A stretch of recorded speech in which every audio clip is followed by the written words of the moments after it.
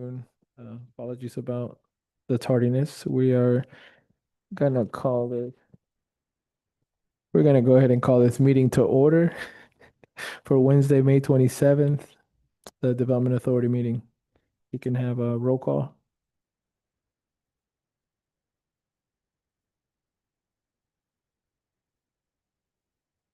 Hector Gutierrez, Present.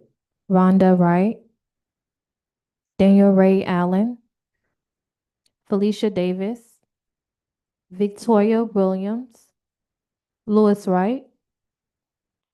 Chairman, we have a quorum. All right, thank you. So the first order of businesses are approval of minutes. So if somebody can approve our minutes for May 6th and the April 22nd meeting minutes. 6th and April 22nd. I second them. All right, thank you. So we have a motion and a second. All in favor? Aye. Okay. So next line item, public comments. Do we have any public comments?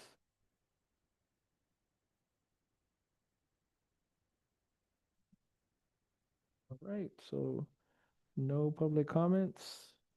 Legal update. Yep, I think that's you, Kirby. You're up. Pilot payment update.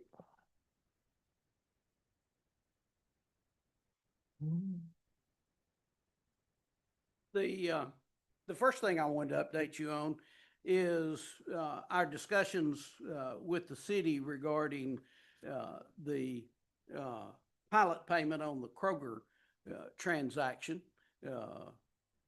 Chairman Rochelle and I had a very good meeting with the city finance department, and kind of laid out where we were from an authority standpoint. Unfortunately, Ed Wall, the financial advisor for the city, was not able to make the meeting. He got tied up in another meeting. Mr. Chairman, I know there were some discussions after that meeting. There was a retreat, so there may be things that transpired since that meeting I'm unaware of. So if there's anything you need to update them on. We're still in discussion. I think when we saw the email from Ed saying like what the money is used for, Yeah. that's something that we need. We still have to probably have a follow-up meeting now that we have all those numbers and seeing what the city can do and how we can, get some money to the authority. Okay. And with respect to that, what the chairman's referring to is Mr. Wall, in the course of the meeting, the discussion came up about what those pilot payments were being utilized for. Those pilot payments are pledged as security for repayment of the bonds that were issued by the Urban Redevelopment Agency for infrastructure improvements and acquisition of the land at Fort Gillem. The city or the authority refinanced those bonds in 2021 in order to lower the interest rate on them. And prior to that point, the pilot payments were basically just about covering what the debt service was. Since that time, there's now the pilot payments exceed the debt service currently by about $113,000 a year. So Ed was kind enough to send a breakdown of what the debt service payments are, what the pilot payments are, and what the difference between those are. I'm sorry, I'm old fashioned.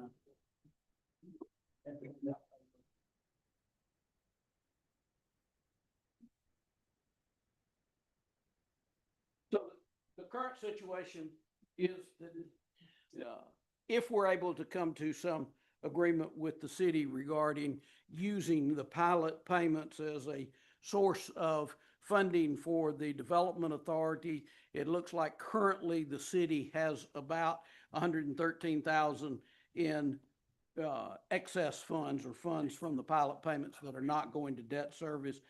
that climbs over the next, next 10 to 12 years to about 239,000.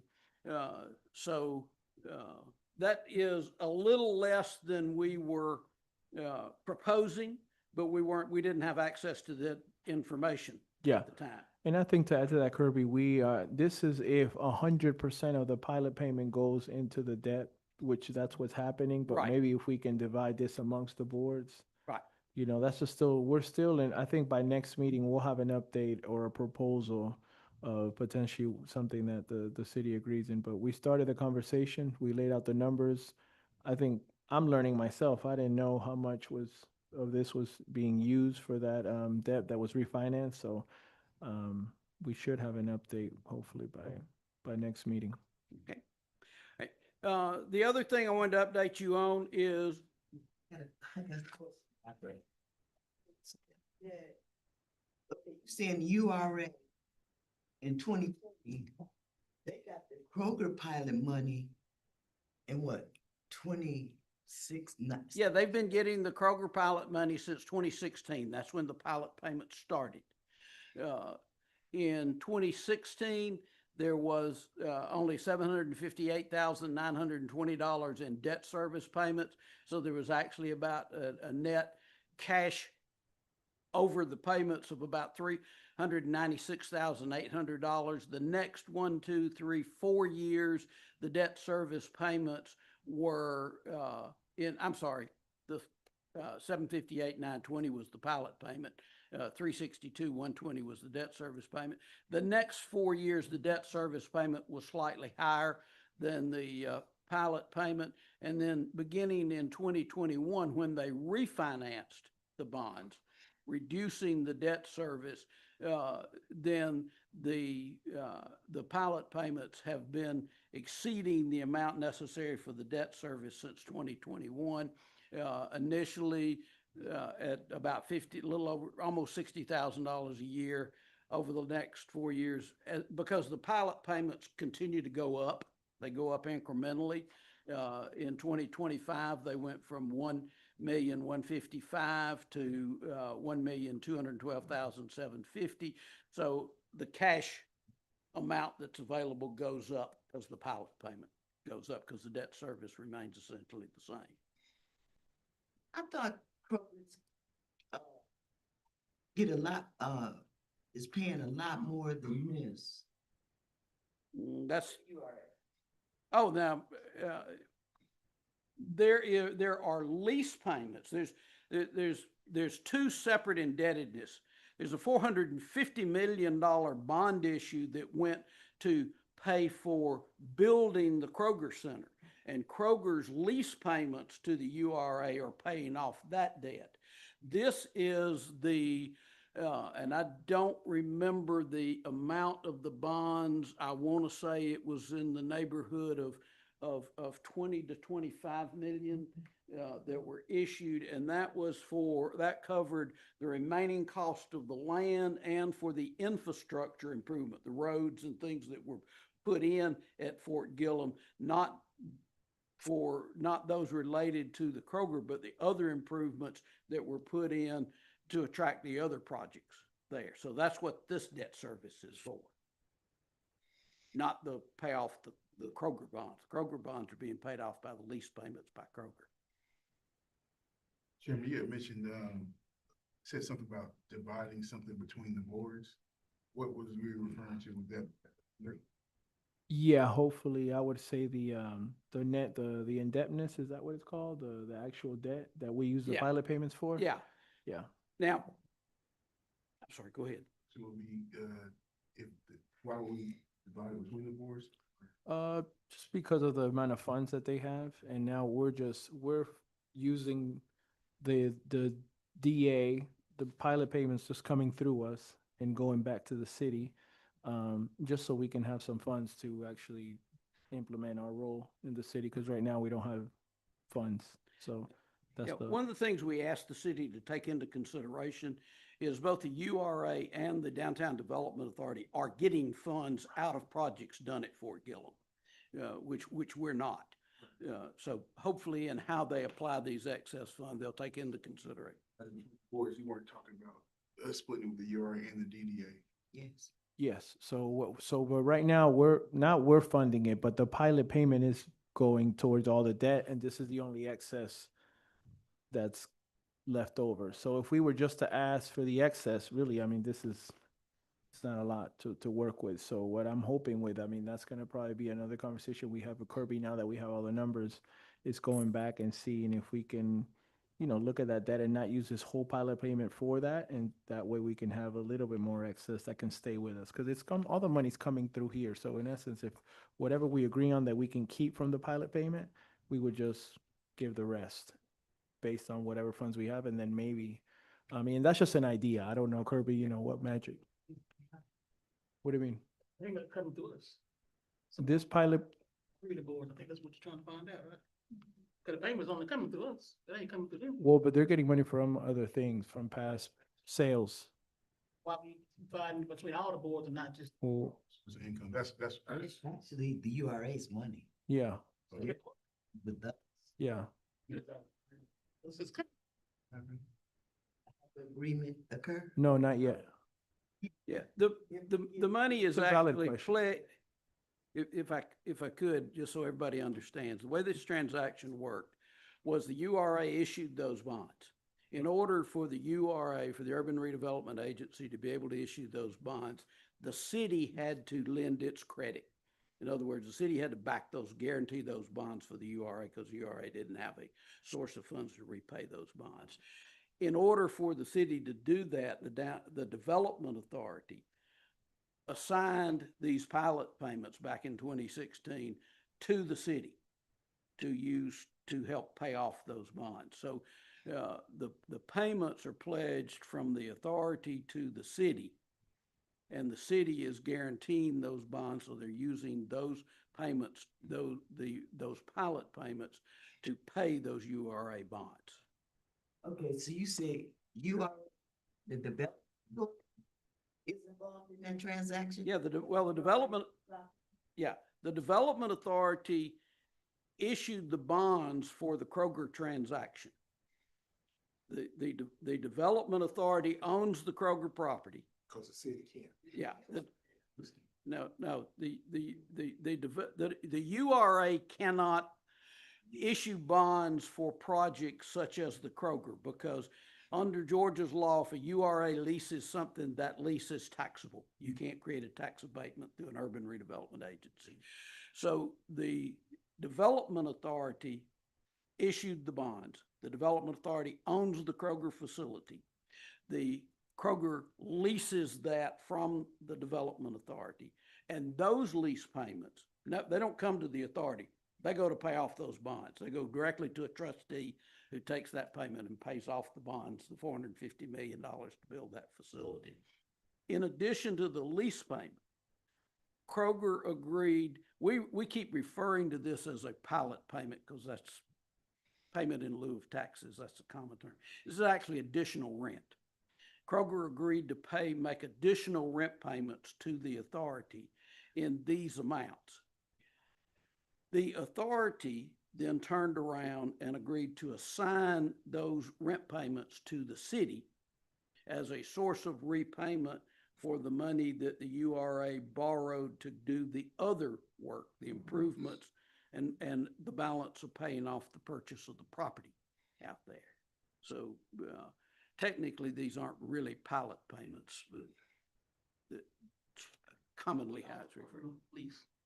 We hold the Kroger lease, yes. We own the Kroger facility. Now, at the end of the lease term, it reverts to Kroger. It goes back to them. But currently, yes, we hold the Kroger lease. The URA couldn't afford it. No, it's not an affordability issue. The Georgia law, if we own it, it's exempt from ad valorem taxes. If the URA owns it, any lease they sign is subject to taxation. So you can't do a tax abatement with an urban redevelopment agency. It either has to be the authority or the downtown tax development authority. Because we. Who are we trying to figure out? We're trying to get money to all three and not just us. If we're, and we taking the payments and giving it back to them. Yeah. Well, we also, yeah. Felicia? Kirby, what I wanted to know is, does anybody beyond the payment of the debt, and I'm just gonna call it the debt, what we owe, we being the city, broadly speaking, City of Forest Park, URA, Development Authority, money's owed out. Is there any additional? Because all at the beginning, there were a lot of transactions of convenience to make the thing work, right? And then midway, there was a shuffling of the deck in terms of Lois was there, I was there. There was a very deliberate effort that there was not the consistency of knowledge. So Lois was out a minute, I was out a minute, and some other stuff was going on. So I just, in terms of clarity, Yeah, let me- because the- we were supposed to be in position, but never really were. I understand that all that I know about this is what I have gained by going back and reviewing all of the documents. But the best that I can explain it to you is that when this Kroger transaction initially closed, the URA, who was the entity that contracted with the Department of Army to buy the land, borrowed approximately, and I'm trying to recall, but borrowed somewhere in the neighborhood of about $20 million. And they borrowed that money from SunTrust Bank to pay off the purchase price of the land. Kroger paid the URA a purchase price for the land, which went to help reduce that debt. In addition, the URA borrowed money to put in the infrastructure, to build the roads, put in water, sewer, things that were necessary in order to make the property usable for the new use to which it was being put for an industrial type of park or a logistics park. That was a bond issue that was done in 2014. In 2021, the URA refinanced those bonds. Now, my understanding is that in refinancing those bonds, they paid off the SunTrust bonds, they paid off money that had been borrowed for the infrastructure. And that is the current debt that is being paid off by these pilot payments. Does that help clarify what I'm trying to explain? Yeah. Everybody good? So that's it. There have been actually a number of transactions that get to that point. But the current situation is that there are outstanding bonds that the URA holds for paying off the balance of the property price and the balance of the cost of the improvements. And the city has guaranteed those bonds, and the city is using the pilot payments that are being made to the city by the DDA pursuant to the agreement the DDA and the city entered into back in 2015 to pay those bonds off. So, but Kirby, the agreement was to pay off the original initial bonds. And I just for the record, I want to say that originally the Development Authority and the URA were the same people. And the BRAC, so there was a payment made to the Army for the property with a very short timeline for repayment, but that was all structured. And then this second wave, that it was timed out to be paid for based on lease payments, etc. And there was, and even including improvements that had to be made in terms of the road. And then there was to be additional revenue from the places that were building and leasing and acquiring access at Gillum. And so how we get to 2021 and a refi, Okay. I know that may be your understanding, but that's not what you signed. The document you signed said that you were assigning those payments to the city to reimburse any cost associated with the redevelopment of that property out there. There was no schedule of debt service or anything. It simply was to go for the cost of redeveloping Fort Gillum. Now, my understanding is that at the time of the refinancing, there was no new debt incurred. It simply paid off the old debt that had been issued in 2014 because it reduced the interest rate and therefore reduced the payments.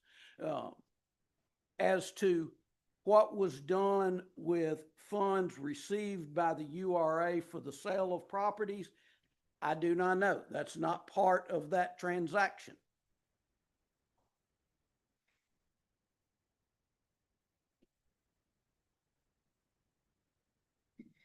doesn't it make it a little curious though?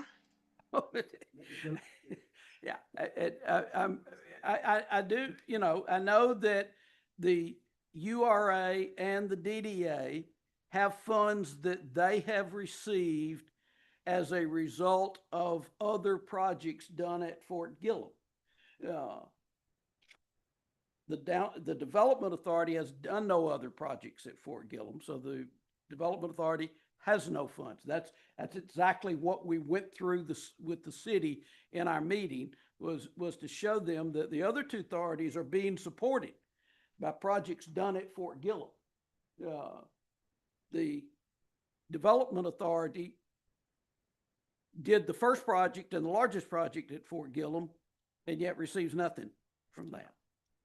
I think, yeah, and we have a solid case to. Yeah, and I to think the get in. city is, I mean, they certainly were receptive.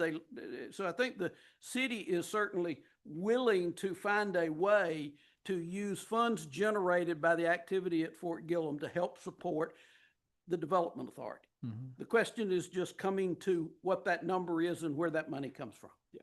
People go back went from 8 9s. What they be paying on that we owned and apparently that money from. Two properties, the one that we sold and get the money on, and over here that we was renting and the city was keeping the money while it was our property. We was getting shafted off. That may well be the case. What we're trying to focus on is a new day and starting over with a clean slate and a source of funds to support the activities of this authority. Perfect. Any more questions? Right, thank you, Kirby. I do have one other that I wanted to report to you on, and that's the dentist office. We did reach an agreement with the dentist. I think I reported the last meeting. And since that time, it's my understanding that he has made the rent payments and he has made the payments on the note. So he is current to date on that, and hopefully that will continue to be the case. That's the Development Authority's money. That goes into your account. That's $1,850 a month in rent and $1,000 a month in catching up the back rent. This is a copy of the most up-to-date rent roll in your packet. Didn't we have didn't he give us a lump sum? He caught up 2 months of rent at one time, and then he signed a promissory note guaranteeing the payment of the remainder of the back rent, which he's paying off $1,000 a month at a time, in addition to his current rent. He also mentioned a $5,000 payment last year. Yeah, Did he do that? well, there was a $5,000 payment that he had promised to make Oh, gotcha. earlier. That that did not come through, but he has personally guaranteed this promissory note, and he is making the payments All now. right, He's current. thank you. I think- Kirby, Yes. Kirby, in addition to, any sort of, revenue sharing agreement, um, um, can we also have an understanding regarding future development? So if the development authority actually, holds and owns Gillum, there's, I would imagine there is still additional, even if only a few deals to be done. Shouldn't we also, stipulate what that kind of breakdown might be in the future? So in a, monies that exist, but future deals. The authority does not own Fort Gillum. The URA owns the land at Fort Gillum. We have pointed out to the city, and we have noted that we believe that the authority is the appropriate entity to be doing those whatever remaining projects at Fort Gillum. Right now, there's some potential projects, but there are no projects that are to the point of moving toward a closing. But I can only speak for what I'm doing and what the staff at Economic Development is doing. We are staying in the game. That's the best way I know how to phrase it for the Development Authority. The way I see us resolving this cash flow issue is an amendment to that agreement that was entered into back in 2015, 2016, whereby we, the Development Authority, assigned those payments to the city. Hopefully we reach an agreement that will allow us to retain and amend that agreement so we retain a certain portion of those payments each year rather than signing the entire thing to the city. Got a question. So the properties that's on Main Street, they belong to the Downtown Development Authority So, or the Development Authority? yes and yes. Yes. Some belong to the Development Authority, some belong to the Downtown Development Authority. So why not getting, the rates that belong? No, no, because we don't, the only income producing property that we own is 850. 848, 850, where the dentist office is and the building we've been working on trying to remodel. The rest of the other properties are vacant properties, and two of which are, as you'll hear updates on tonight, are under contract for sale. We don't own any other income producing properties. Under contract pending closing. Anything else? I stalled till you got here.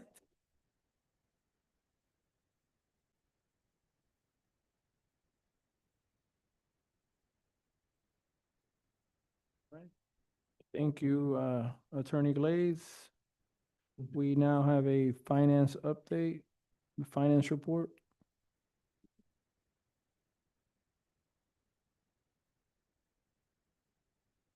Good evening, everyone. Good evening. Name is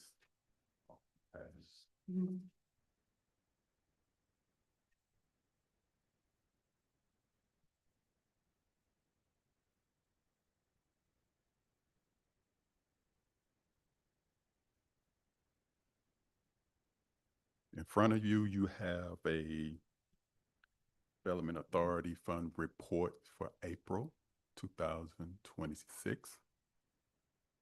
Basically, there was no activity for the fund in April. So basically what you're looking at here is really a summary and a snapshot of where we are right now. As you, Can I interject something before what you're looking at? Sure. Your income from your previous bank account, remember, just to be reminded, bring everybody up to speed, we closed your previous account, your funds are currently sitting in the city.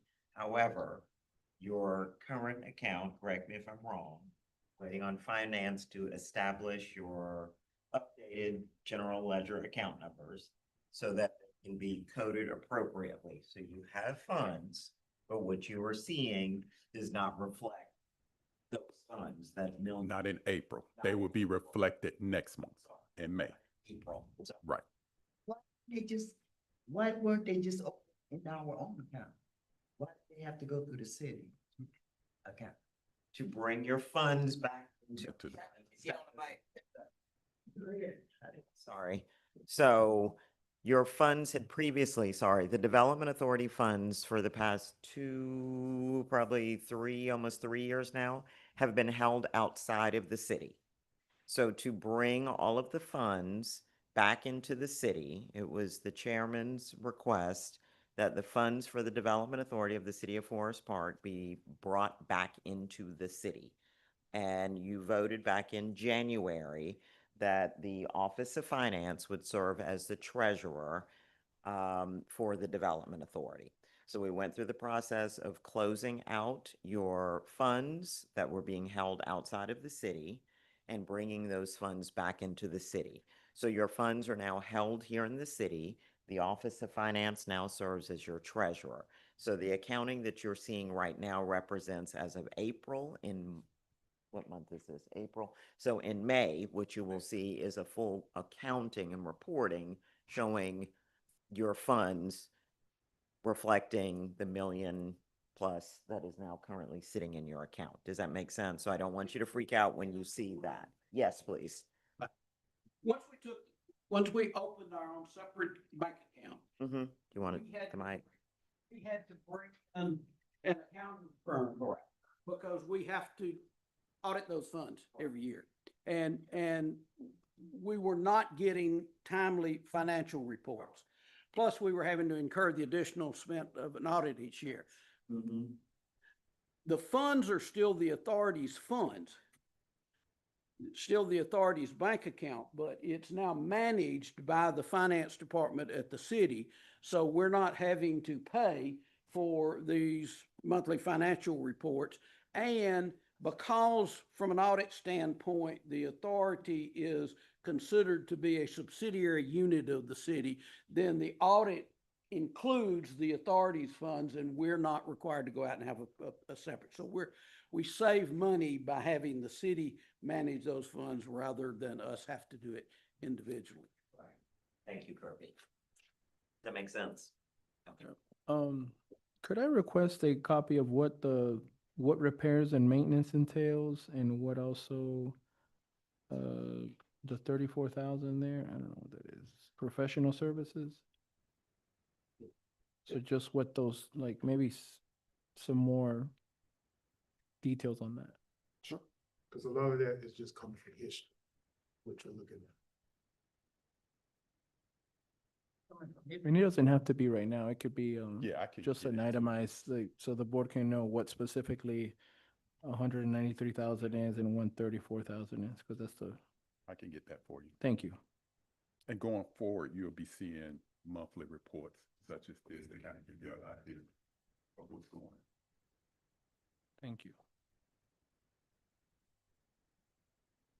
All right. Anyone have any questions about this?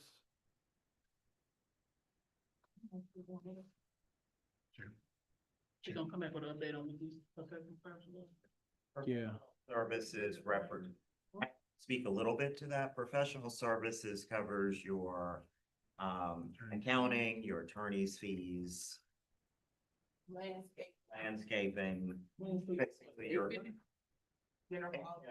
all of your contract type services falls under professional services, but we can get you a full detail of exactly what those are. No, landscaping programs, No.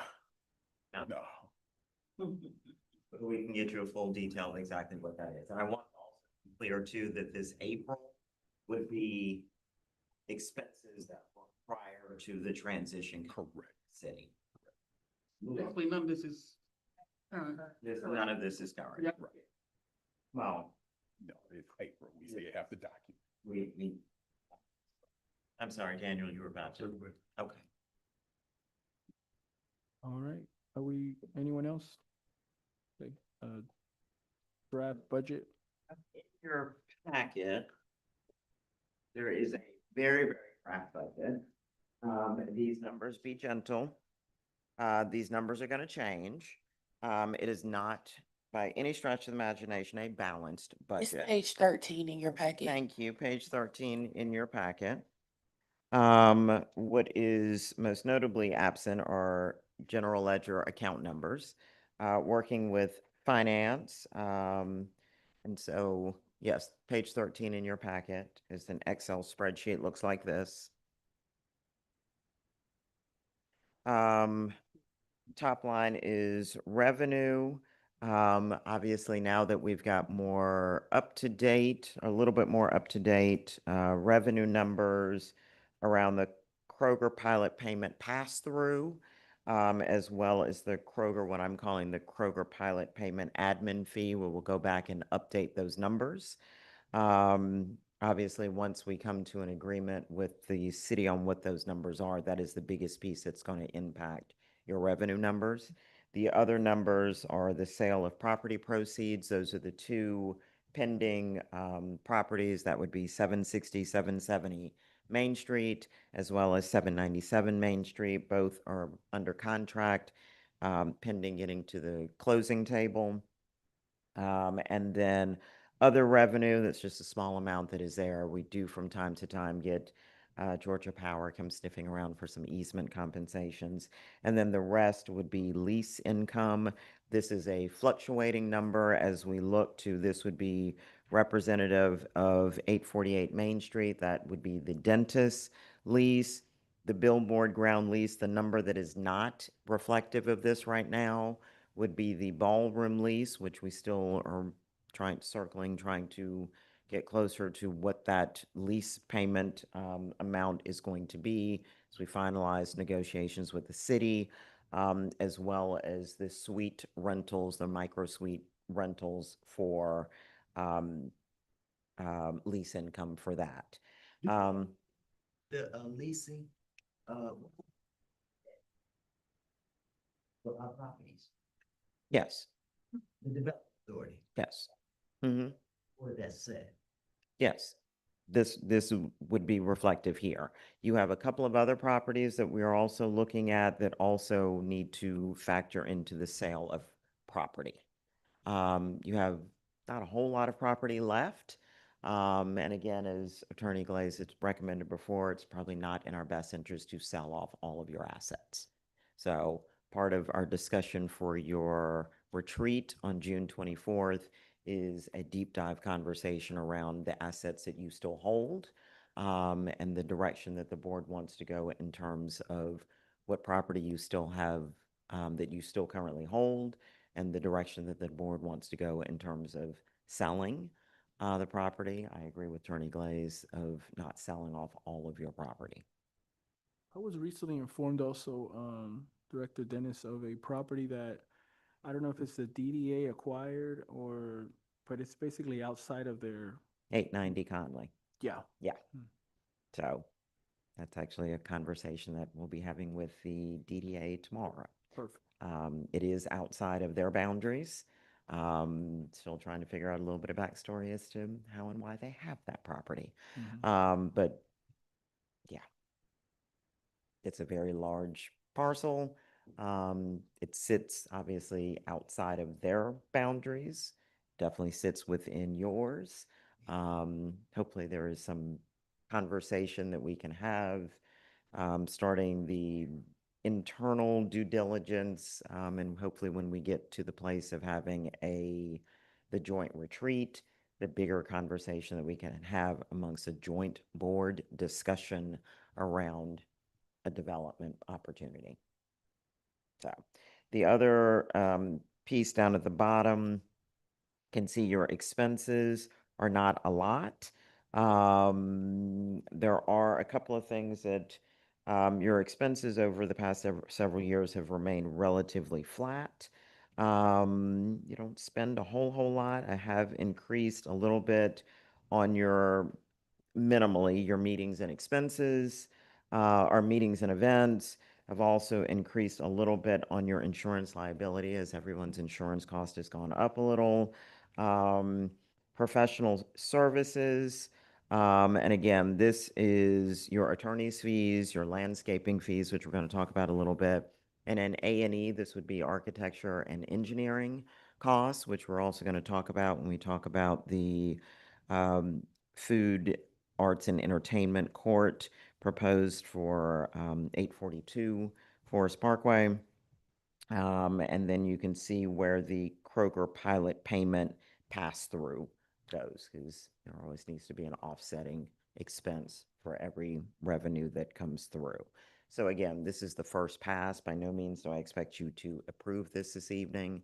Sharing this with you so you can see what this is currently looking like. As we've got some better numbers from our financial advisor, we will go back, make some edits to it. But we will definitely go back with Mr. Lamar and get answers, Mr. Chairman, to your questions about exactly what those repairs and maintenance, and I believe you had a question about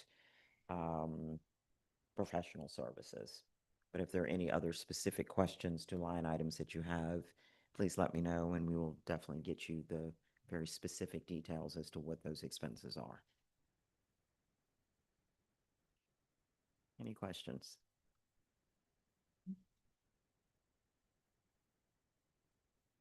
No questions? On salaries, we had 45, we didn't spend anything for salaries this year? Well, it hasn't come out yet. So the way that this is supposed to work between the three board authorities, at the end of the year, there's a due to, due from. Director Wiggins, correct me if I'm wrong, hold me honest. There's a due to, due from that is supposed to happen at the end of the budget cycle, that there's a third of the staff assistant and project manager / Main Street manager position that each of the board authorities pays a third of those salary positions. Third's gonna be 45,000. Roughly. Roughly. Roughly. But once that happens, I can tell you exactly what that amount is supposed to be. But that does happen, or is supposed to happen at the end of the budget cycle. Any other questions? Okay, thank you, Director Dennis. Old business, Prestwick Development Update. Sorry. So Prestwick has submitted everything that they were supposed to submit. Yay! For their new DCA submission. I think we got through all of I literally felt like I just kept signing my name, about 27 different letters. Thank you to everybody and all of my last minute requests. Thank you, Mayor. I think I tackled her in the hallway for the last letter that I needed. But we got everything over to them that they needed from us. I think they had a very successful, we're going to claim it now, a successful submission to DCA. Thank you to this board for that, the public, no, not public, private enterprise agreement. So we're all going to hold our breath and think good thoughts. So thank you for that. And I think at this point, we wait. Yeah. Attorney Glaze? October. Mm-hmm. For the decision. Yep, Whether or not they get an award. exactly. So that is it. Are there any questions about Prestwick? All right. Nope. And I think I'm still up. Is the next one Guka? Next one, yep. Guka. All right. So they presented to the Urban Design Review Board on last Friday. They had their plans approved, so super excited about that. They cleared that hurdle. So super excited that the exterior to their building was approved. They love the design, super excited about that. So check that off the list. They go before the Planning Commission on June 18th. That is the next step in the process. I do have on the Zoom Interim Director Savan Irons Kamasa. I don't know if you have anything that you wanted to add to that, but they will go before the Planning Commission, which I believe is the last step in this process. Ms. Kamata? Yeah, so as Director Dennis stated, they will be going towards the Planning Commission on Thursday, June 18th. This is for a variance for the front setback because the awning does encroach onto the setback line. So once this variance is approved from that requirement, they'll be able to move forward with submission to their building plans or for their building permit to go into the next stage for construction. Due to the site being less than an acre, they do not have to submit an LDP. So once the planning commission approves the variance request, they can proceed to applying for their building permit.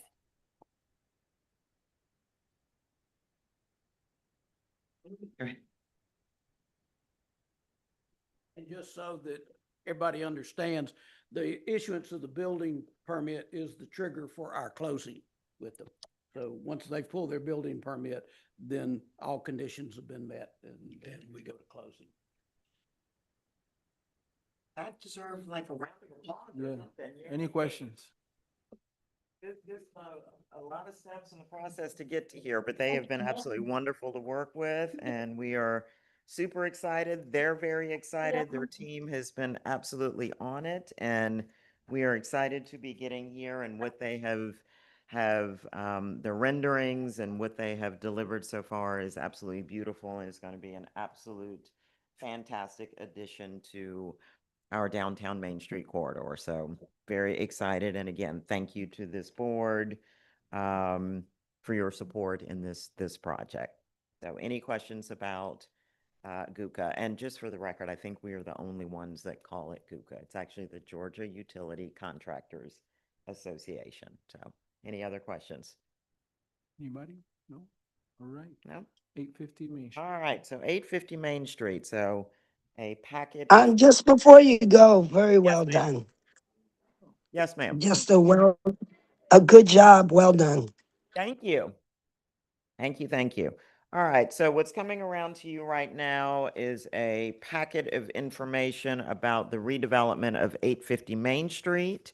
I'm not going to read through all of this because there is a good bit here. The first page is just a project status. I do have Ms. Irons Kamasa on the Zoom. If there are questions just about the permitting process, I'm going to take them in big chunks. The first is the construction.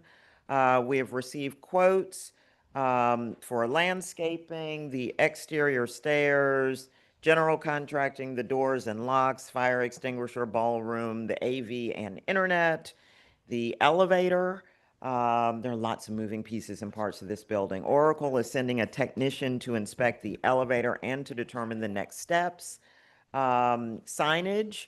We have had another substantive meeting with Mark Norsworthy, with LeVar, that's my buddy, on the design for the inside and outside design for signage for the building. We've decided to go with something very simple, that blends well with the exterior of the building. It's also more cost effective, and decided to do something deliberately simple because there will be multiple suites and tenants inside the building. Wanted not to mix up the sauce, basically. So something very simple, and right now we're leaning more into a 850 on Main is kind of what the working concept and name for the building. We were hoping that he was going to have something for us for you to look at today, but I can't rush the creative process, but we will have a couple of different concepts for you to look at in time for your June retreat. The grease trap. Working with Troy, as I told you before, is the guru of all things grease traps with the Department of Public Health with Clayton County. Permitting. The certificate of occupancy, the renderings have been submitted, the site plans and all additional repairs have been submitted to Planning and Community Development to start the certificate of occupancy process, and the application is currently in process. The fire marshal, as I shared with you at the last meeting, has completed the initial inspection. He will do another round of inspections after the repairs are made, and I did share with you that he is okay with us going forward with assuming opening the cafe, so long as we section off the elevator and the upstairs that we can go forward with leasing. Yeah, I'm sorry, the ballroom and the cafe, so long as we block off the exterior stairs and the elevator while we still work through those two pieces, which are the bigger and the more complex pieces. We do have that 70-30 split that we had worked out with Parks and Rec, or with the city via Parks and Rec, with the DA receiving 70% and Parks and Rec via the city receiving a 30% management fee for managing the rental of the ballroom.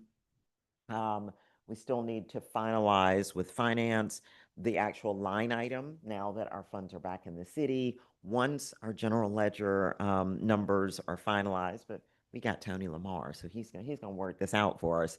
So finalizing that exact line item so we know how and where on our budget it's gonna hit. And then finally, needing an updated intergovernmental agreement with the city. Because again, I love to tell people, my husband tells me I'm bossy, but I love to tell people what to do or gently suggest to people what they need to do. But to hold everybody honest, we need an intergovernmental agreement with the city. And so we'll coordinate with Attorney Glaze as well as with Attorney Matricardi. So we have an updated intergovernmental agreement that will guide how our entities work with each other, to hold everybody accountable and legal and compliant. And so as we know that staff, most notably Parks and Rec or Recreation and Leisure, will need to run the facilities during evenings and weekends. So we need some guidance in how that is going to work. For the landscape quotes, and I'm talking specifically the landscaping for 850, this will take care of some initial cleanup. There is some landscaping that has to happen immediately in front of the building, as well as the landscape lot line that takes you right up to Main Street. So we've gotten a couple of quotes, one from Worldscapes, who we've worked with before in the past. Their initial cleanup is about $13.50, and then weekly it'll be about $175 a week. We've also gotten a quote from Duncan's, who also does the landscaping at the fountain. Their initial cleanup's a little bit cheaper, but their proposal is monthly. So we are crunching the numbers to see who is going to give us the better option. And so though, Duncan's is cheaper on the front end, crunching those numbers to see monthly who's going to work out to be the better deal for us. Maybe a naive question, but who does landscaping for the city? Well, I'm glad you asked, because I'm also going to talk about landscaping as a whole. So landscaping for the city is through Public Works. So, and I'm going to jump ahead just a little bit, because as we're also going to have a conversation about landscaping as a whole, I cannot ask, well, I can, but I can't necessarily ask Public Works to do landscaping for Development Authority owned property without an IGA. There has to be an intergovernmental agreement. That's number one. And that would be under the city, the city manager would have to authorize that. Not only would the city manager have to authorize that, there has to be an IGA. The city manager would have to okay it, and Public Works would need to also okay it, meaning that they have to have the bandwidth to do it. So years ago, it is my understanding that Public Works used to help manage the landscaping for authority-owned properties. The challenge with that was that it became a bandwidth issue. They did not have the manpower to manage city-owned properties as well as authority. And by authority, I mean URA, DA, and DDA-owned properties, in addition to all of the city-owned properties that they also have to maintain. So hence, the authorities then started managing and maintaining their own properties. And so it's a bandwidth issue. That's it. That's the long and short. It doesn't mean that they can't. They can with there's several check the box things that have to happen for that to occur. Does that help? Does that make sense? It does. You know, we'll go out, get quotes outside if we to keep the money in the city, and possibly.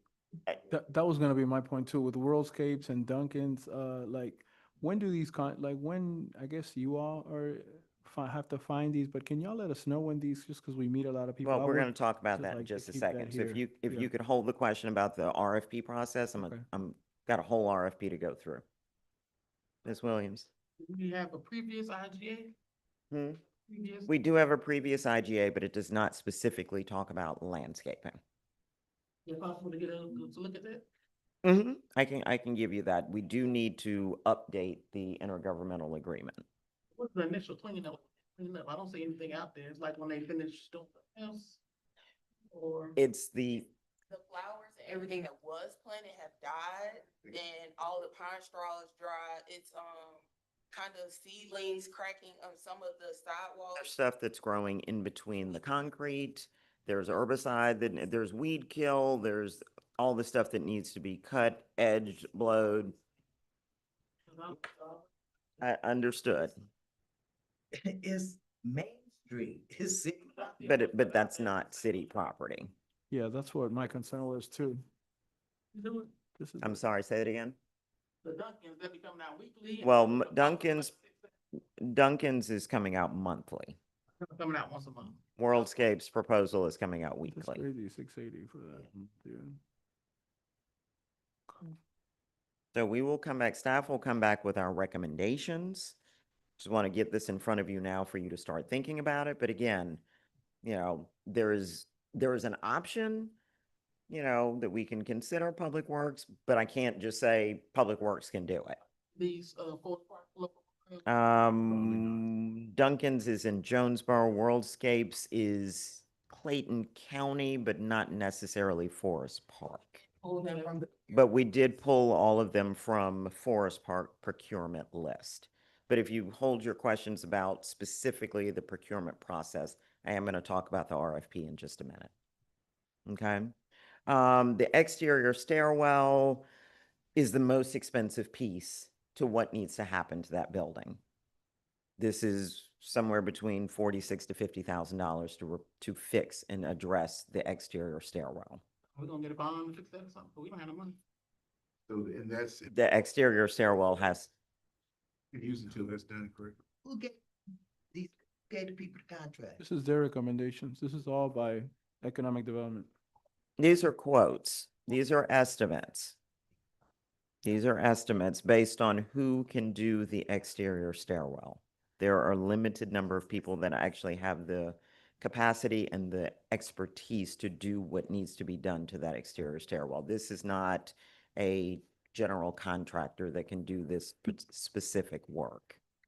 Have we looked into see if there's a way to replace that stairwell with something that's maybe cheaper than concrete? That's the recommendation. We can definitely look at that.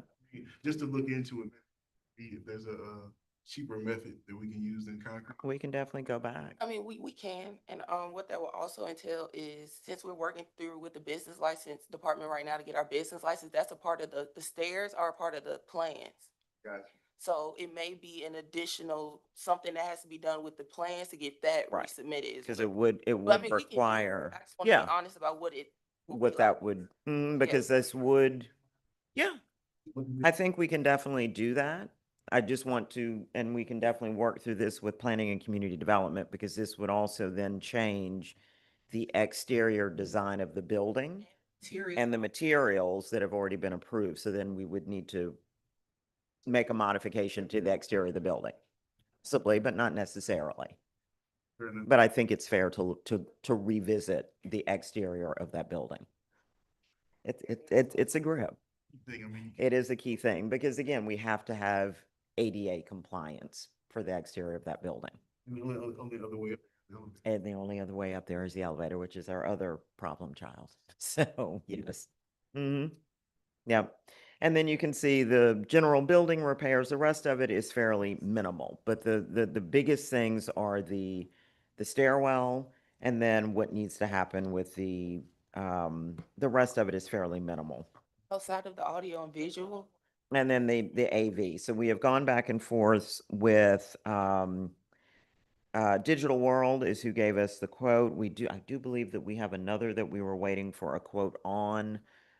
We have gotten a quote from Comcast, et cetera, which is minimal, but the AV equipment that is currently in the building is very old. We have worked with our internal IT department who is requesting, y'all need a whole new IT setup, especially if this is going to be a rental facility. We need, Do we need, before we open? In the. not necessarily, but you are going to need this at some point. Running new lines. I can't hear you. That's, they're gonna do an inspection, because right now he can't even get in the cabinet and he has to get in the ceiling to see what's connected. Mhm. So a part of that is the inspection, but also the repair and replacement. But I also told them, don't do any work because we have to bring it back before you guys. Yeah. So even if he does an inspection, I need you to tell me how much that inspection is before you go. Right. That's my son need right away. Yes. Yep. Mm-hmm. Yep. And the scopes of work, as well as the pictures that were sent to the contractors, are behind that. Mm-hmm.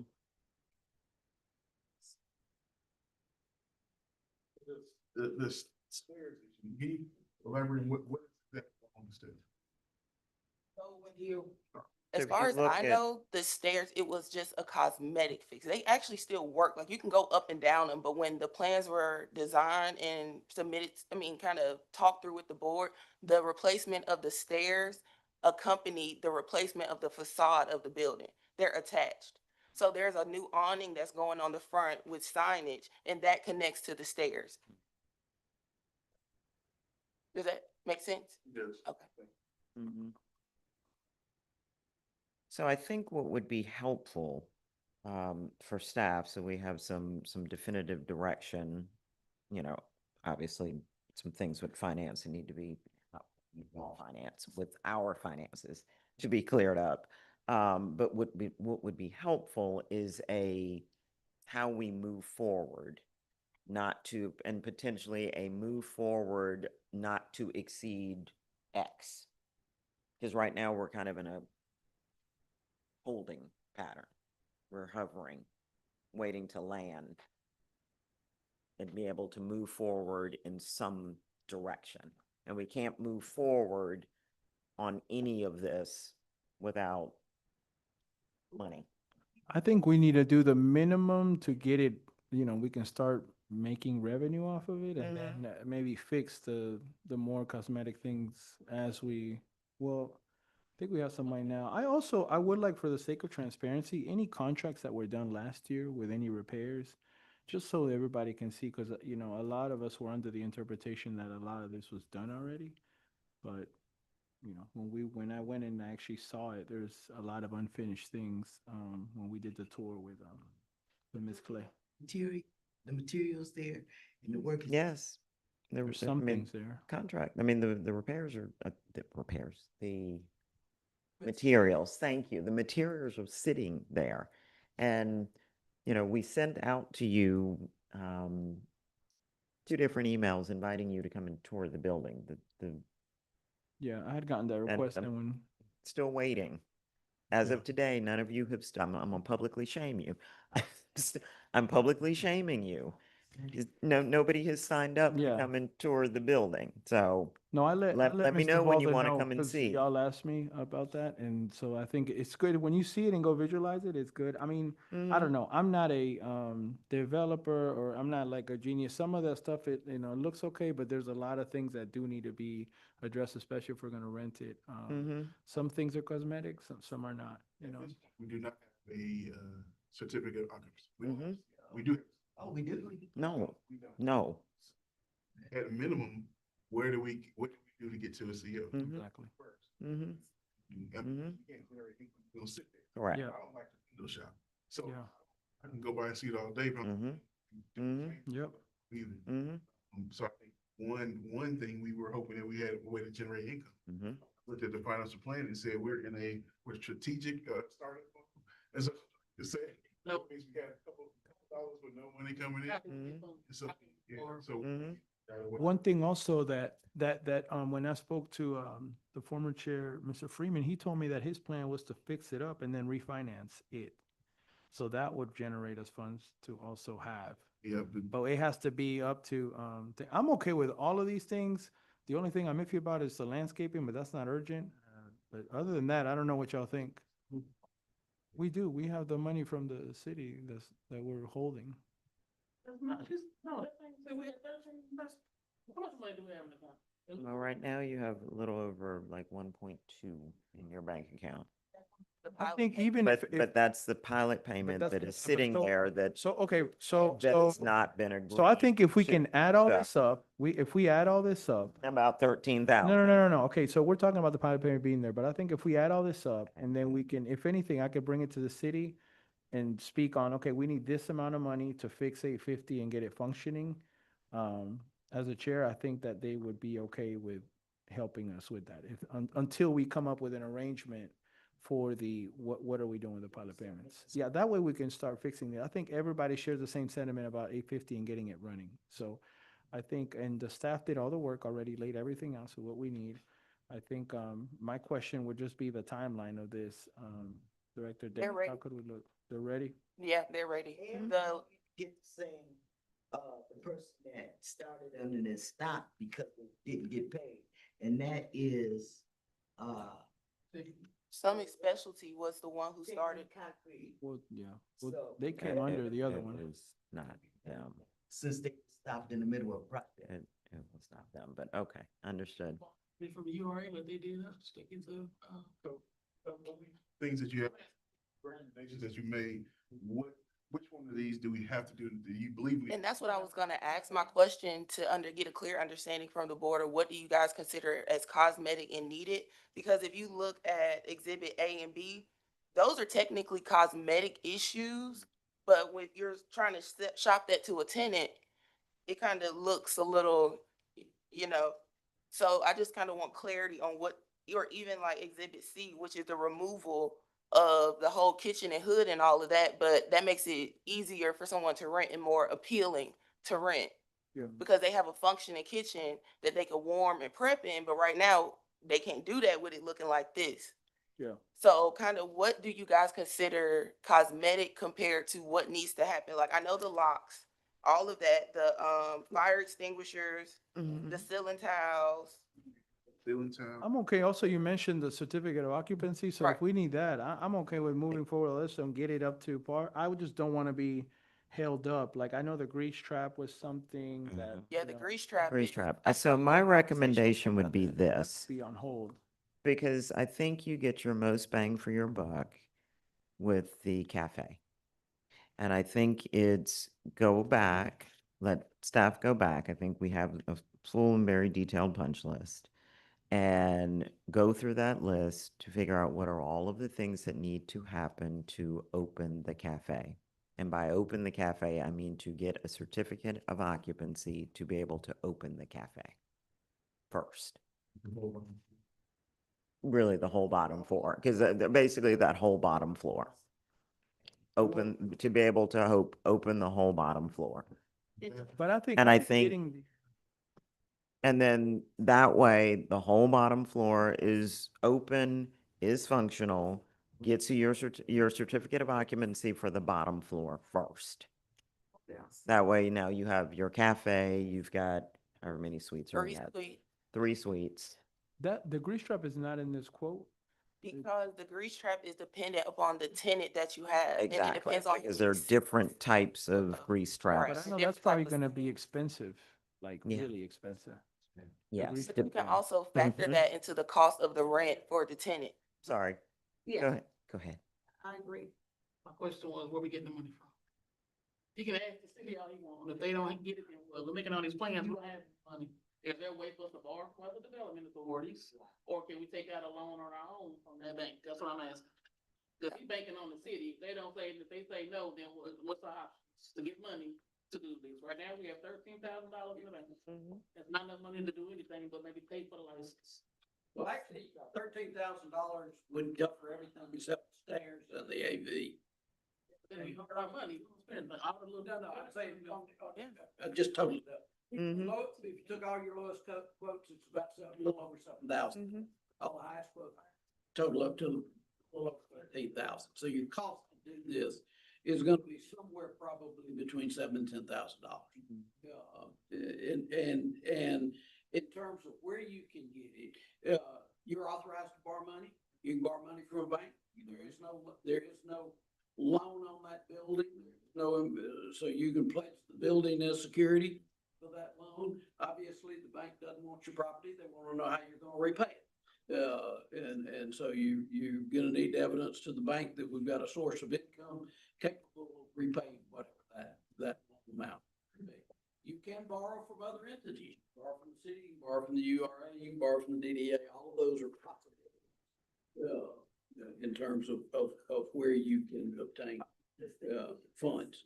I would say as of now, so if we fix the stairs and we fix all the other repairs, Ms. Clay, could we get that certificate of occupancy without the grease trap?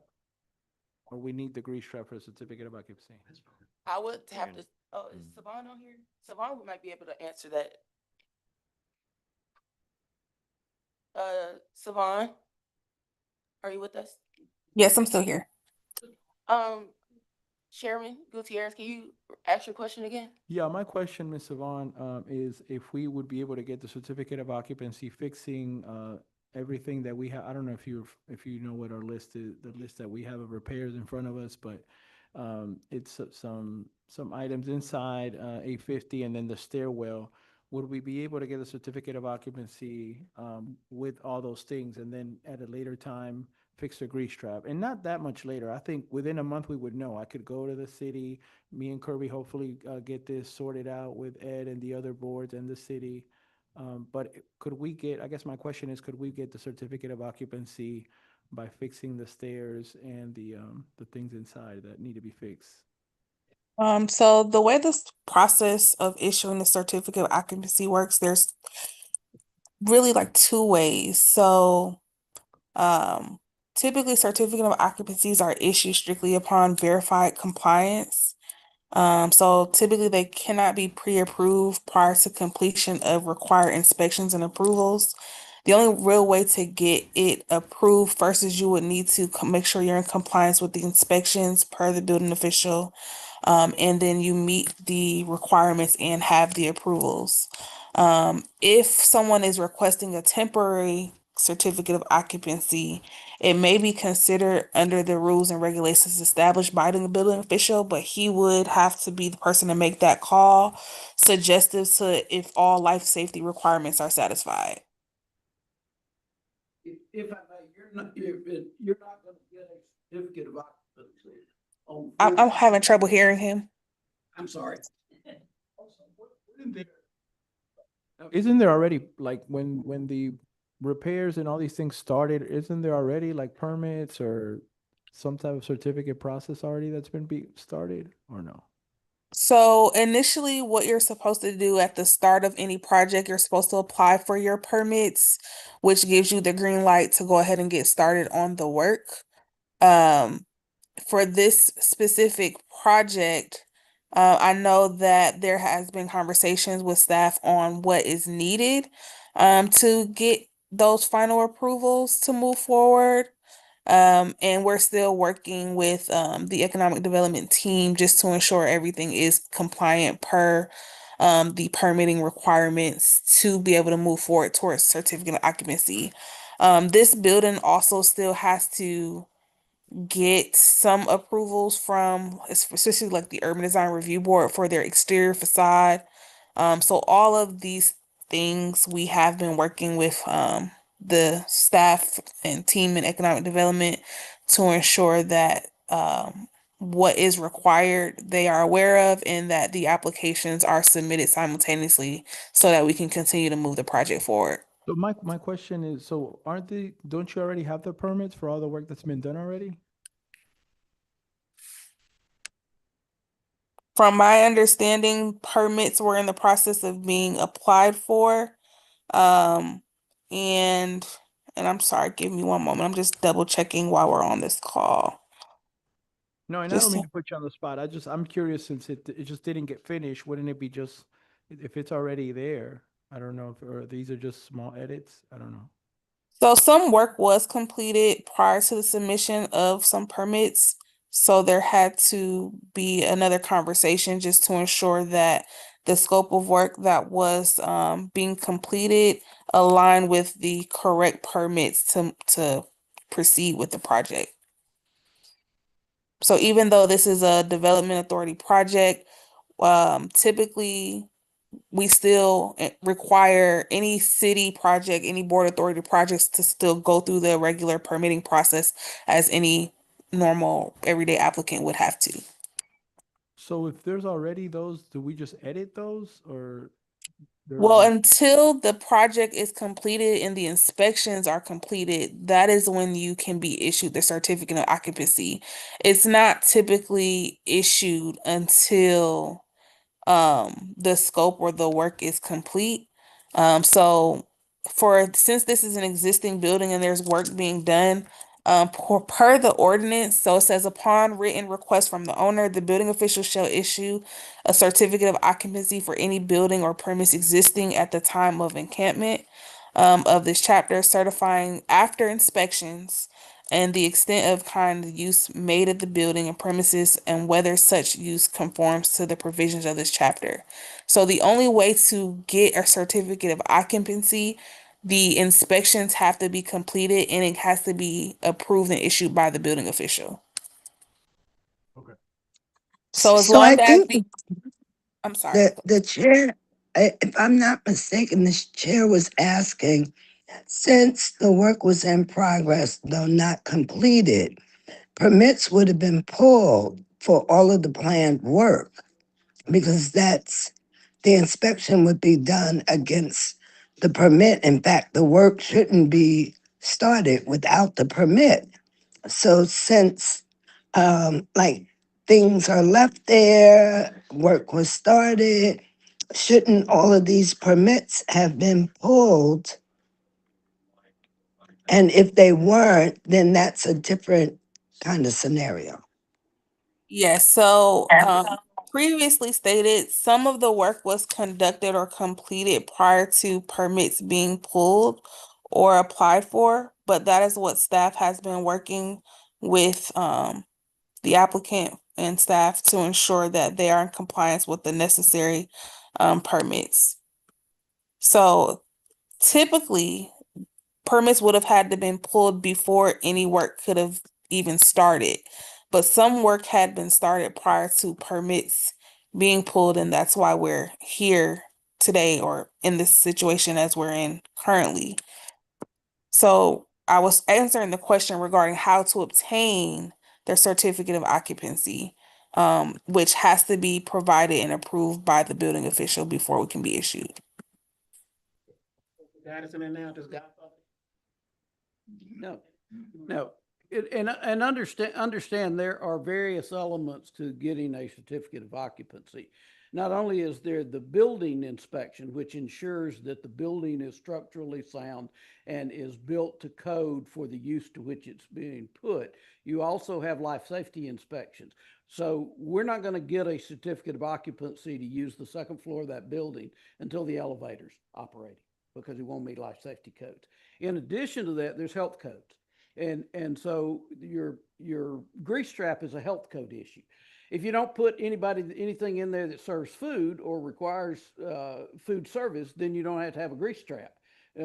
So your certificate of occupancy is going to be limited to the uses that are going into the building. So if the object is to get the building to the point that you can get a temporary certificate of occupancy to put a coffee shop in there, it will have to have some type of grease trap. And even you got restaurants set, it's already set up like a restaurant in there, right? Well, it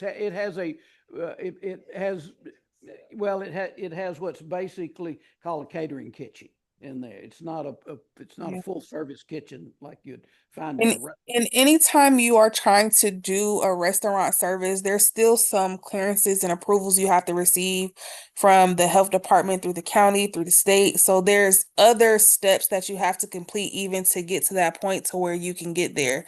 So yes, in agreement with Mr. Kirby, But yes, regarding the life safety requirements, once those are satisfied, then you could be issued a temporary certificate of occupancy, but you still have to go through so many other channels to get approval. It doesn't just start and stop with the city. You have to get approval from the health department, from the county, from the health department, from the state. So there's other levels if you're going to operate as a restaurant or something that has to do with food service. You have to ensure you're aligned with those requirements as well. So there's a planning element of approvals, there's a permitting element of approvals, there's a health department element of approvals, and then you also have to make sure that you're aligned with the building official and the construction plans and the life safety requirements. But luckily for the DA, the use is kind of similar outside of the cafe. So the original CO was for the ballroom upstairs and then administrative suites downstairs, which is still the same. The only difference now is the fact that it's a cafe in there. But we submitted the plans for the original plans, and now they're going back to look and pull everything that was previously submitted because certain things were already approved. But now that we're pushing this project now, I believe the code changed. So there was in the midst of transition between where we are then from now. The code changed. So now they're going back to make sure that everything, when the building inspector looks at the plans, that it's in alignment with the current code. Yeah, so in 2021, the zoning code changed, but also in 2024, I want to say 2024, the building code changed. There was new requirements or updates to the building code.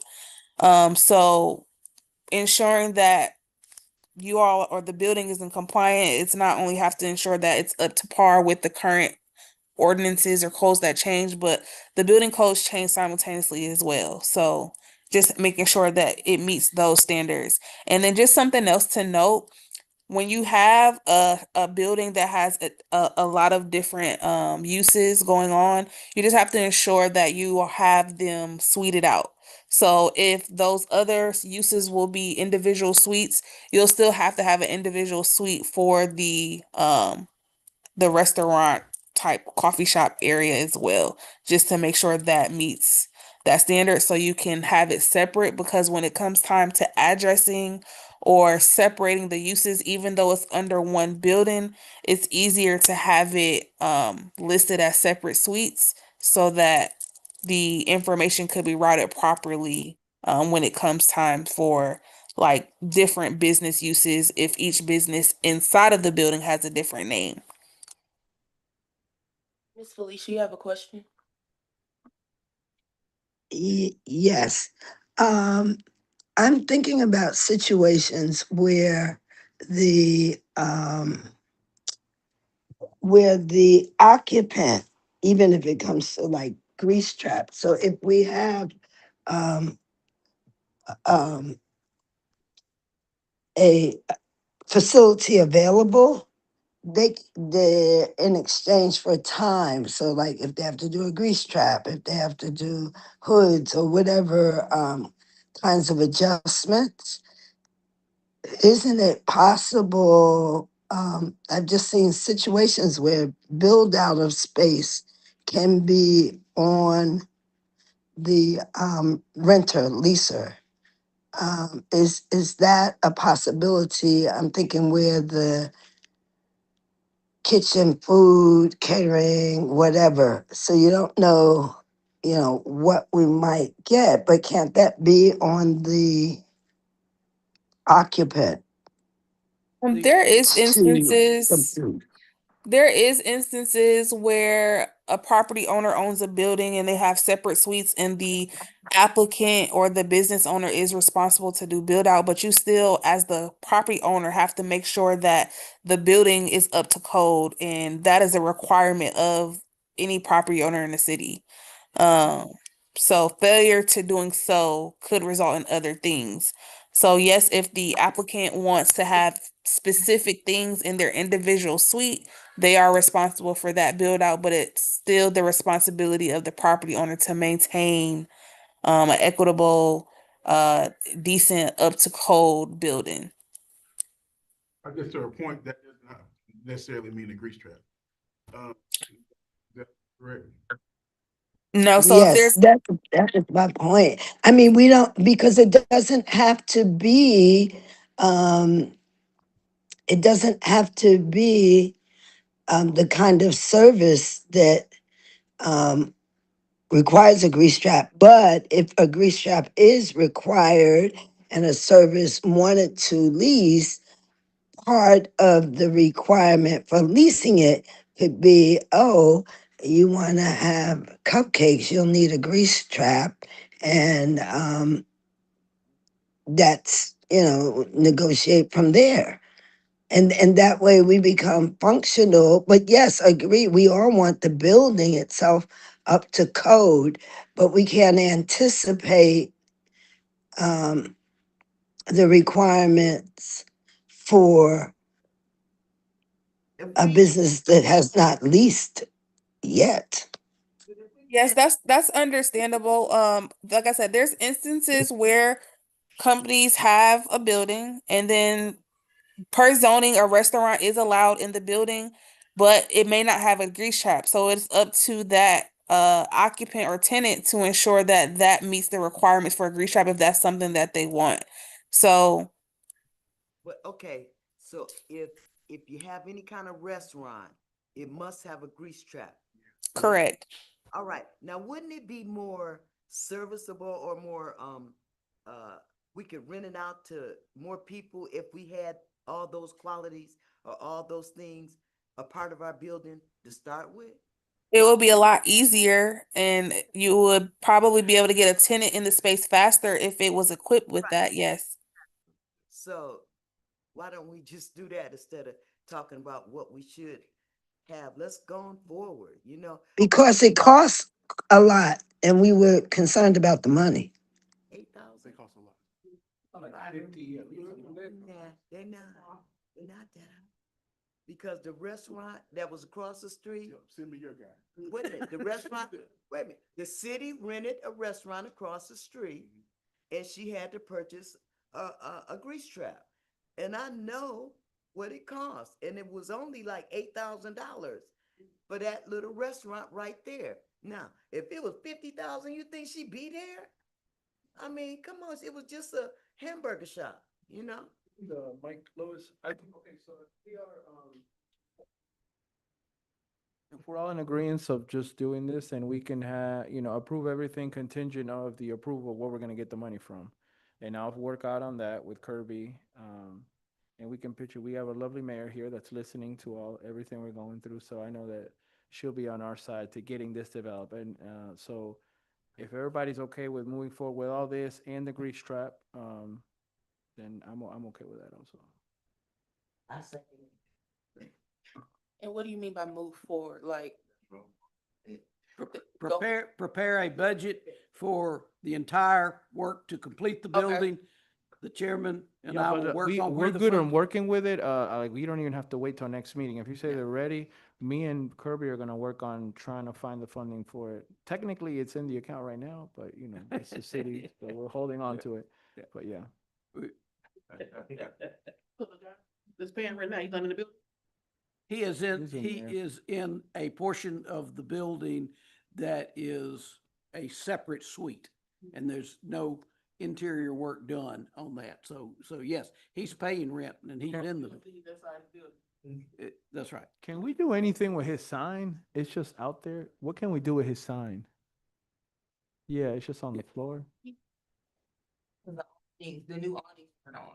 Oh, okay, So once we get the awnings on, then he'll put his back and then the other sign will go. looks good. Thank you. The outside facade has been approved already. In the plans that were submitted, that's what I will say yes, because they're under review. Okay. But I researched. So what would the motion be, Kirby, for everybody do you need anything else or we're good on that? No, all we need at this point is the consensus of the board that they're ready to move forward, finish this project. You and I will find the source of funds by which this will be paid for. So nothing will be spent till we come back with how the money's gonna be spent. Okay. I mean, where the money's coming from to be spent. But we're okay. Yeah. All right, but we're all in agreement. So if we find the money, we'll just let y'all know and then we'll keep moving. Okay. All right, so that, I think that was new business. Arts and Entertainment Court All right. update. All right, so in your, is it coming around? Thank the- y'all for that presentation also. Or- All right, so coming around is the food truck court standards briefing. I'm trying to come up with a better name for this. No, You have it. oh, I have it. Sorry, it's not a handout. I'm just going to talk through this. So as we've talked, and I still have Miss Irons on the Zoom here. So as we're looking at 842, which is the lot next door to 850, a couple of things. So we had talked about a food truck park, but really this is more of an arts and entertainment. It's an arts and entertainment district overlay. And really looking at this as more of a food court, arts and entertainment plaza, if you will, or a court. We've walked the property, went out there with Director Matthews, who's our Public Works Director. And there are a couple of things that I want to bring to your attention. And there are a couple of directions that we can go with this. Most notably, it's not a flat lot. It was a previously, there used to be a building on that lot. So it's a raised lot, but it is not a flat lot. Couple of things that jump out immediately in that it's not level. There are lots of holes. It is lots of ADA compliance issues with the lot in its current state. So looking at even in a temporary food truck park, temporary or even in a long-term condition, there are lots of things that would need to happen to ready that site for use. I have had conversation with PPI because we are going to need some site engineering work. I'm actually meeting with them tomorrow. They are our engineers. We've worked with them a number of times now. They are the engineers that we are working with that have done the concept plan for the Grapevine, because we're going to need some engineering work. This is way more than just drive some food trucks and park them out there and have a food truck park. That's not going to work. Like I said, it is not ADA compliant and there's some serious trip hazards out there. Again, not level, big holes. There are also no lights out there. There's no power source. There's no water source. And there's also just some major infrastructure issues. We also have had a couple of conversations with planning and community development, as there is an arts and entertainment district overlay within the Main Street district and some requirements that we have to adhere to make that site happen. In terms of distance requirements, et cetera, et cetera. Crushed gravel is not an option because we looked at that and said, well, what if we clear the lot and clear it and make it level and put down crushed gravel? Nope, that's not an allowance for the site. And so we would look at, we cleared it and leveled it and got rid of all of the holes and figured out how to put some string lights and some other things to have some lights out there and make it relatively level, are going to have to look at, okay, well, do we concrete it? Do we grass it? There are lots of considerations of just getting the site relatively ready before we can even get to the place of, is this a permanent structure? Or is this a temporary structure? It is my thought and my vision, and it has always been, that this become like a Pullman Yards, that it's that type of structure, that it's not just food trucks, that it's food trucks, but it's also retail. So we have also talked about with Ms. Irons that we talk about the use of containers. We've talked about shipping containers as retail or restaurant options, kind of making a courtyard, if you will. so that it's restaurants and it's retail and it's, you know, with a center courtyard so people can have a place to gather and sit and eat and drink outside. But again, that now also begs an issue around for planning and community development. How do we allow containers in our arts and entertainment overlay district within our Main Street area?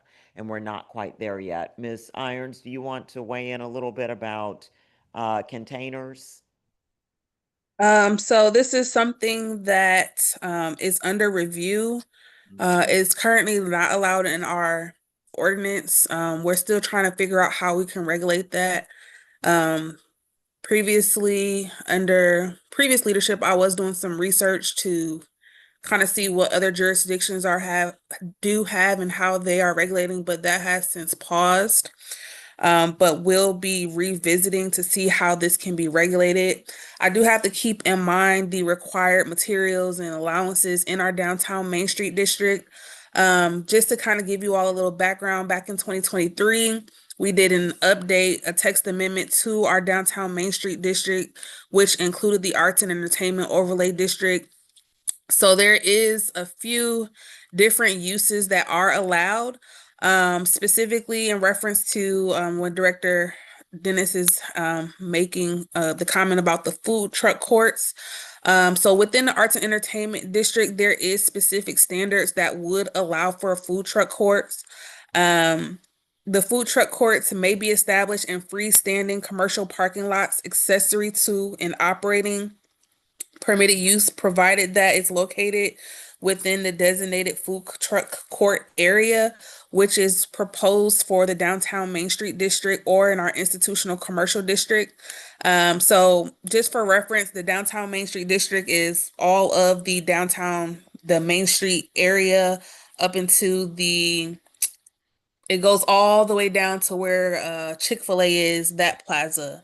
And then the institutional commercial district is the full district on our entryway to Forest Park, down Forest Parkway. Most of the entirety of Forest Parkway is located in our institutional commercial district. So that includes where the city hall is, where planning community development offices are, and all of those plazas across the street going down Forest Parkway. Now, in order for a designated food truck court to be allowed, you do have to have specific property addresses and numbers of spaces for the designated food truck court. As a requirement in the city, as far as parking lot or lot standards, no gravel is allowed in the city, so all lots have to be paved properly and striped. They will have to provide us with a site sketch depicting of the building, parking spaces, and parking spaces that are designated for the area. We also will need dimensions and color photos, so front, both sides, and rear of the dispensing vehicles that will be included. They will have to provide us make, model, vehicle identification number, license plate number of the vendors.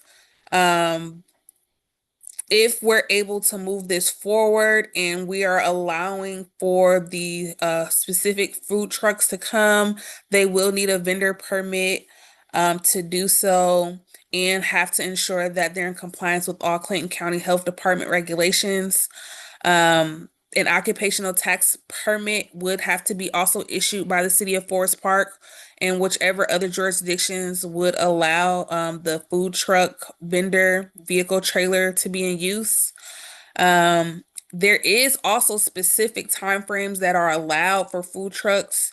So they are not permitted on premises before 7 a.m. or after 10 p.m. And each food truck vendor should submit on an annual basis a written application for a vendor permit, which I've already stated, in whichever area that will be allowed. Then there's a few other regulations that are allowed, but this is something that since 2023, once it was implemented and adopted, there was a vision for Main Street to allow such designations because we want our Main Street to be lively. We don't just want an area where there's nothing going on. Through the history of Forest Park, I was once told that many years ago, Main Street had a lot of restaurants, department stores, and different things like that. And we just want to be able to bring more of that back to the area. So by implementing an arts and entertainment district, it allows for an array of retail, food truck courts, restaurants, and just different other type of venues for art and cultural to kind of allow the growth of the city of Forest Park to be, spread out and people to know who we are. So this is important because it's something that was in the works, and now with working with economic development, they're working to implement. We just have to make sure that it is fully compliant with those requirements set forth in the ordinance. So when could we get this in? I'm sorry, say that again. When would this be approved then? Is that for The me or for her? timeline? I don't know. If it's Okay, her or you. so I'll take my piece first. So PPI, our engineer, so what I've asked them to do, we have a meeting tomorrow, is to come up with some concepts for looking at the site. They have our ordinance of what we can and can't do, and to come up with some concepts that we can bring back to the board of, here's what we can do, here's what we can't do, here are the restrictions of the site, make it work. And at least give us some options that we can now bring back to the board to figure out how can we make this work? And make it, and hopefully by next meeting, and to make it ADA compliant and check off all of the things. Because again, as I looked at it, walked the site, literally stepped out the truck and fell into a hole, I was like, oh yeah, no, this isn't going to work. We have to, and then found out from Ms. Irons Kamasa that we can't use gravel. I was like, oh yeah, we got to approach this in a very, very different way. And then the other thing that I wanted to bring up too is that the parking considerations. Yeah, that was my next comment. Sorry. There are some very specific parking considerations that we have to address. And there is, and she and I talk about this all the time, that there are parking challenges. And as Main Street, as we continue to bring development and grow and revitalize Main Street, parking will continue to be a challenge, and how we address where is parking going to happen in our Main Street area. Yeah. Yes, and I just want to also note that per the parking, there are also parking standards that would be required with the truck courts. A conversation that Director Dennis and I had was that depending upon the Ms. Irons, time can of day. Can you not go into the history of parking though? Just kind of like a wrap up. No. I'm being very specific for a reason. So I'm not going to go into the history, but based off the time of day, if there is not adequate parking, there is an opportunity to do a shared parking agreement. So with the neighboring businesses, which they would have to have documented so that we know that a certain amount of parking spaces could be allocated for the use during the time of need. Through the development, economic development, how close are we to other cities' ordinances? It seems like there's quite a few. And when I talk to people, certain people that are business owners about doing business in Forest Park, they say it's hard to do business here. I always ask them why they say it's hard to do business here. I talk to other business owners, they say it's hard to do business in Forest Park. I ask them why. And they say it's because of a lot of other things. I don't know the ordinance of food trucks and whatever has to be done. I was told that years ago when we used to open a restaurant, somebody got hit by an ice cream truck years ago. So they said no food. You heard that before? Yeah. And so I'm dead serious. I mean, I don't know if it's true. I'm repeating it, but I'm glad y'all are here to know the history. But so we had some archaic rules that around certain things. Is the no gravel one of those things? What are those things we can look into when it comes to ordinances to make it easier to do business and stop the barrier of entry into people kind of doing business in Florida?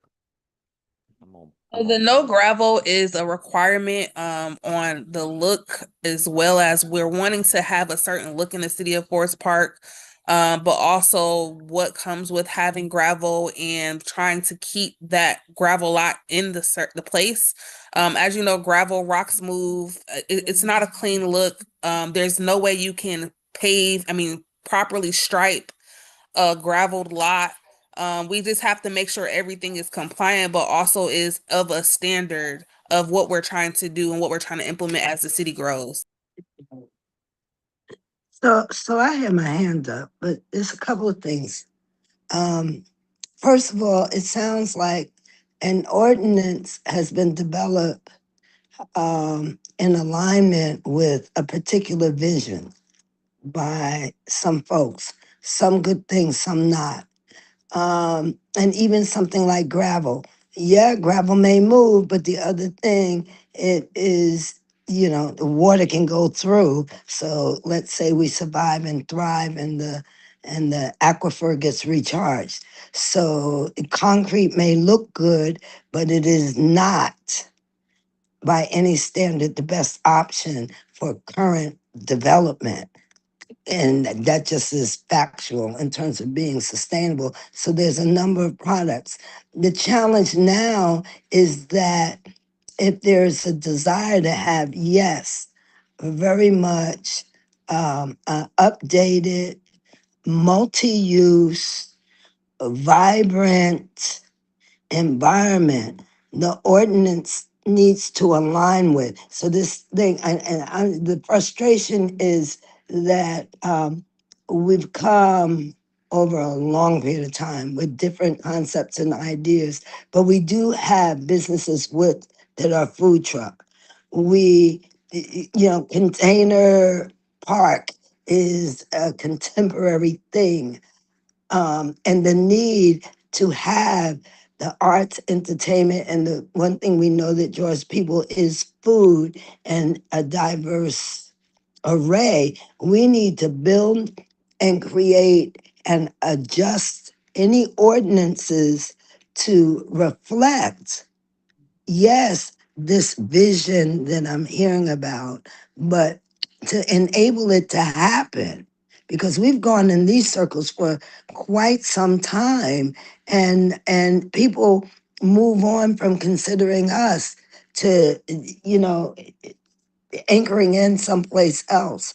And those that are local are just frustrated. So it's time that we look at, well, what's possible temporary. I don't want anybody in a wheelchair or with artificial limb falling in a hole, or even myself. But having just done something similar, we can do this in Forest Park. So we need to have the can do and adjust the ordinance, the reach. Think temporary to get going. We're into the summer already almost. And then also the longer range plan. But if we build it, they will come. So, it's just frustrating to hear about all these things we have in place for a vision that's not materializing because there's so many things in place. We don't get it done. And if the spot doesn't work, are there alternatives? So that's So I do agree with your sentiment, and I do want to note that since I've been in Forest Park, I started working here in 2023. I have done multiple text amendments to update and bring the city current with their ordinances. So working on this one to have an arts and entertainment district was one of them. In order for us to move forward, funding is needed as well. We can write a plan, but if we don't have adequate funding in place, we can't implement certain things. And then also, regarding just to ensure that we're moving these visions along, it takes a lot to updating the ordinance is not just okay, I see it, let me put it on a paper. It comes with a lot of research. And even if we're comparable to other cities, we still have to look at our population, our demographic, and how it fits to the city of Forest Park. So I wouldn't just pull an ordinance from another city and put it in our, ordinance if it doesn't fit accordingly. We have to retrofit it for how it can work for Forest Park. But the vision is there, the work is being done, but it's just not something that happens overnight. I have a question. The comprehensive plan that's out there now, I know we paid for architecture, we paid for a lot of stuff during that particular time. Are we utilizing or marketing for for that vision that we're looking at, we were, we was going for? Yeah, so the the comprehensive plan, our last update was done in 2023. We're up for a new one in 28. A lot of those projects that are in there are being worked and also are referenced from our LCI. There is a report of accomplishments in community work program items that of projects that we have done that are being implemented, like our streetscapes project along Main Street and different things like that. So we are utilizing that plan, but again, we can put a plan in place, but funding is the biggest thing for the city. There's not a lot of funding sources to implement a lot of the things we're trying to do. So the plan is in place to get us there. It also keeps us with our qualified local government status, but we have to have other avenues to provide funding so that we can put these plans in action. So we're in that process as of now, you're saying? Yes. Okay, so we're since it's been since 2023 until now, what is that gonna look like for the rest of this year? Can you give us some kind of clue a little bit since it's kind of been active, of what is that supposed to look like? So there's different elements of the comprehensive plan, such as housing, transportation, and all of those things, though is separate areas, they are in the works. So increase of housing. We have new housing popping up and new infill development in the city. Other projects that are coming are all a part of the plan. So I can't give you a guesstimate like today, like line by line, oh, this is what we're doing as far as this element. But we can review the comprehensive plan, or I could provide you some additional details at a later date. It is a Could you very narrow in on where I we guess I started just, with this arts, with guess I this just, arts I don't want to reinvent. area and the food trucks? So I will say that in your retreat, definitely in the joint retreat that we are planning for all three boards, one of the agenda items is to review the comprehensive plan. Yeah, that's, Mm-hmm. we need. Yep. I got you. I got you. Mm-hmm. We have a start, we have a foundation, we need to know. Perfect. Yep. All right, next right. landscape proposal. All right, real quick. Landscape proposal. So it's coming around. This is in its draft. I'm not going to read this to you. This is your light bedside reading. This is draft. It's pretty thick. But the reason that it is structured the way that it is, we have gone through in the 3 years that I have been here, we have gone through multiple iterations of managing the landscape contracts for the Development Authority, as well as, well, for all three of you, for the Development Authority, the Urban Redevelopment Agency, as well as the Downtown Development Authority. And we have learned a lot, particularly for the Development Authority and the Downtown Development Authority, because your Main Street lots cross over each other. What we did last year, and I'm going to explain it to you this way, and this is the easiest way to understand it. If you cut your grass on Tuesday and your neighbor cuts his grass on Saturday, right? They grow at a different rate, right? And so your grass looks really good for the first half of the week, and your neighbor's grass looks really good for the second half of the week. And so they're right next door to each other. And so nobody's grass looks good at the same time. And so that was the exact same issue that we had with DDA and DA-owned lots side by side in our downtown Main Street district. And so what we did was that we took a step back and took a comprehensive approach, and we used the same contractor that operated on the same schedule billed separately. So same landscaper, cutting DA lots and DDA lots billed separately. And the reason being was that everybody's lots were being cut on the exact same schedule. So what we got was that it greatly minimized all of the calls that we got about this lot doesn't look good. And so what this draft RFP now details is everything that we learned over the past 3 years, and particularly over the last year, about cutting, edging, blowing, trash pickup, limb removal, all of the things that get dumped into SeeClickFix, and all of the phone calls that we get, and particularly the calls that we get right now because we are now in the middle of grass growing season.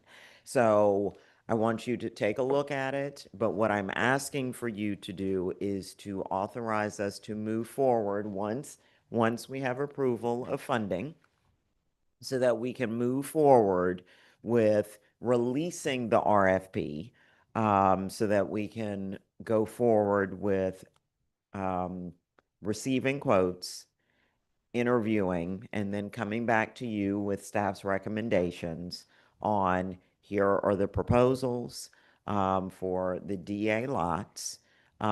We did do a weekly cut. I think that's a bit much. It is staff's recommendation that we do a bi-weekly cut. Would this go to the RFP process of like that the city follows where it get put online, or it's different? It can. It can. Yes. We pull from the vendors that are registered with the city. And it's just, and you're gonna find a vendor for both the. DDA Yes. and Mm-hmm. when the RFP goes out, will it say? NDDA? Yes. Perfect. And so there will be, do we do two? Me too. It will be two RFPs that will go out, but essentially one vendor will be selected, Or both? if that makes sense. Okay. Yeah. Mm-hmm. They- Correct. Mm-hmm. They will be awarded both contracts, because what's going to happen is that they will submit two invoices. I like One it. that will be billed to the Development Authority, one that will be billed to the Downtown Development Let us- Authority. Taking the fact that they get. Exactly. That you're getting a contract for both. Perfect. Let us know so we can share it. And then Yes. just to go back to the food truck thing, I think Mhm. collaborating with the DDA would be good for Yeah. that project for sure. Yes, absolutely. Okay. Absolutely. All Okay, right. last thing, and I promise I'm gonna make this real quick. Economic development update. I don't think I have a whole lot more to tell y'all, because I think I've talked y'all to death, and vice versa. I saw Um, one of your signs on Main Street that like, I don't know if it got fixed. It was a little bit down. I forgot. One Oh. of the new signs? Yeah, they ran into the pole. Is it the one on Forest Parkway? And No, it was on, I think it was a banner. It was on Main Street right by Lee Park. I would try to take a picture, but I almost wrecked, so I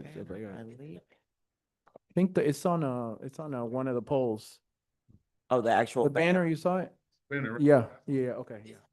Just letting y'all know, yeah, it was. Oh, It's like, yeah, turning like lane. okay, thank you. Sorry, didn't want to forget. Well, thank you. Did you say it was? You said on Lee? Yeah, Billy Park on Main Street. On Okay. Main Street. Okay, thank you very much. So the banners are up. I'm glad you have seen them. There's still a couple that need to be hung, but please thank, high five, congratulate Public Works, and Director Matthews. I think he finally just got sick of me calling and just randomly showing up in his office about those signs. So our next big event will be the World Cup. Actually, we're not calling it the World Cup, the Soccer Watch Party on June 27th here in Star Park. Please join us. Next slide.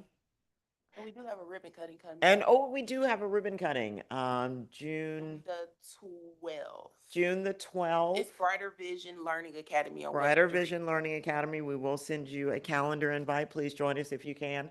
And I'm sorry I didn't add it to this because we literally just got the photos right before we left, but we had a fantastic time celebrating the grand reopening and ribbon cutting of Magnolia Lounge on last Thursday. I don't know what they did to that fried chicken. I am not a big fried chicken girl, but I'm telling you, that fried chicken was delicious. It was absolutely delicious. So thank you to all of you that came out and celebrated with us. This is some of the members of the GIC Housing Committee down in the thriving metropolis of Tifton, Georgia. Our SBA rep that came and joined us for our last Forest Park Business Association. Keep going. And our at work at their ribbon cutting right there on right down the street at Forest Parkway. Keep going. And some of the members of this board, as well as our lovely mayor and members of our urban redevelopment agency. Y'all thank them when you see them for sponsoring the Clayton County Development Authority, State of the Development Authority last month. Keep going. And these are some pictures, just so when you get a chance, and we're super excited about this, these are the park at Fort Gillem, and some of the renovation that is already happening. And I know this doesn't look as amazing as it is, but I'm telling you that just That the, looks the to amazing. walk in to these, I mean, it truly was a moment. I am the park at over Fort there? Gillem. Yeah, I am, your I park? think y'all know me well enough to know that I'm not usually at a loss for words, but I walked in and I had hit one of these. I was like, oh, this is the same place. It is absolutely amazing of what they have been able to do already. These were just two of the units and some of the renovation that has already happened. So super excited about what has already happened. Keep going. And more to come. Our Best of Forest Park Awards coming on December the 11th. This is our second year doing this event. More details about that coming. Our Film Forest Park continues to, I don't know what has happened, but we are back. So we just wrapped up a Hulu series, just finished, 2 weeks ago? We've got another 2 series that are getting ready to shoot, and another 2 that reached out to us just this week. So super excited. I don't know the name of it yet. Yeah, they don't normally tell us. Yeah, they're pretty hush hush, but it is going to be on Hulu. So as soon as they finish and go into post production and tell us when it will air, we will share with you so you can watch. So super excited. Continuing to work with the Clayton County Housing Collective as well as the Clayton County Housing Assessment. We are one of the sites for the open house that is being held in June, which will be held at 696 Main Street. We will also send out a calendar invite. Please join us. Our first public art review board will meet tomorrow. Here in the city, we're super excited that we finally have a public art review board. People's Janitorial, if you have not seen it already, the mural that is going up, you can see it from Main Street as well as Forest Parkway. It is an absolutely beautiful, and I'm so excited that my bonus daughter is highlighted in that mural. I had nothing to do with that, y'all, but I'm so excited that Logan Browning is highlighted in that mural. And that's compliments of C. Clayton and the partnership that we have with them and Arts Clayton. Our Workforce Development Initiative is part of the Clayton County Workforce Collective, continues to dig deep and dig even deeper roots. Had a fantastic meeting with about a youth apprenticeship program in partnership with Clayton County Public Schools, and how we develop and build a youth apprenticeship program and what that looks like for the city of Forest Park. Beautification, we've talked about our banners, and we've just talked about our authority landscaping, and again, how we continue to dig into our City Plaza blight and what that looks like. Keep going.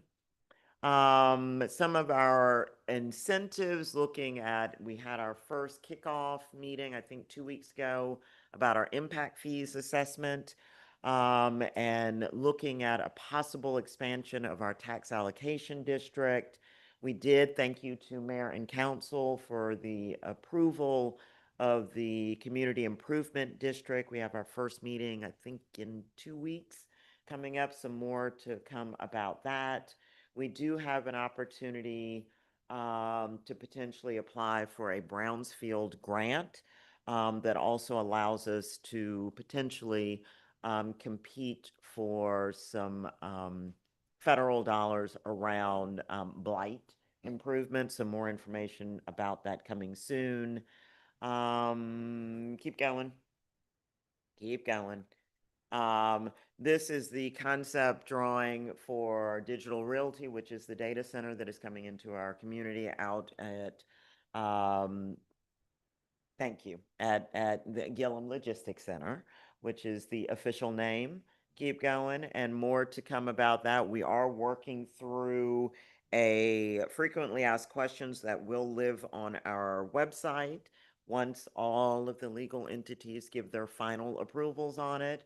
We are also working through right now on a next iteration. We did a town hall back in July of last year, working through a updated town hall.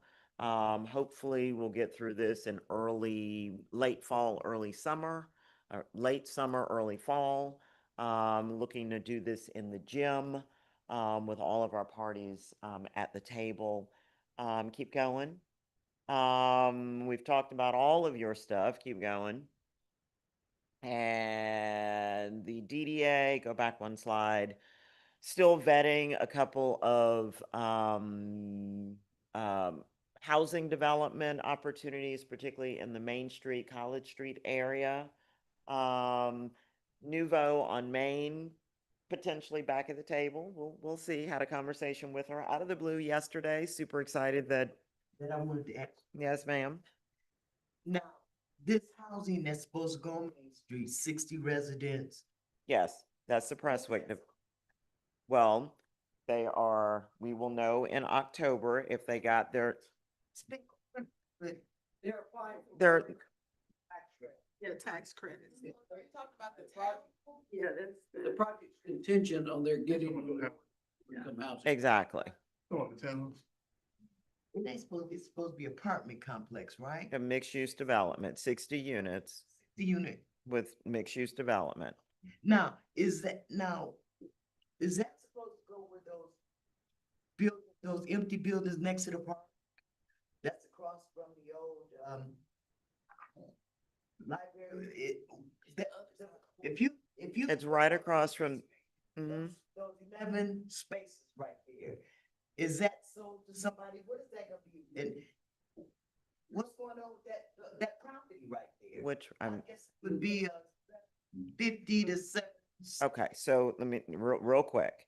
So the two empty lots, 76770, they're two vacant lots. I'm not talking. Hang on. Let me orient you so we make sure that we're all on the same page. 76770, those are the two empty lots, and the old Kiwanis building that we don't own that. Those three parcels is where the Prestwick development is going. Okay, that's the 60-unit mixed-use development. Okay, are we good with that?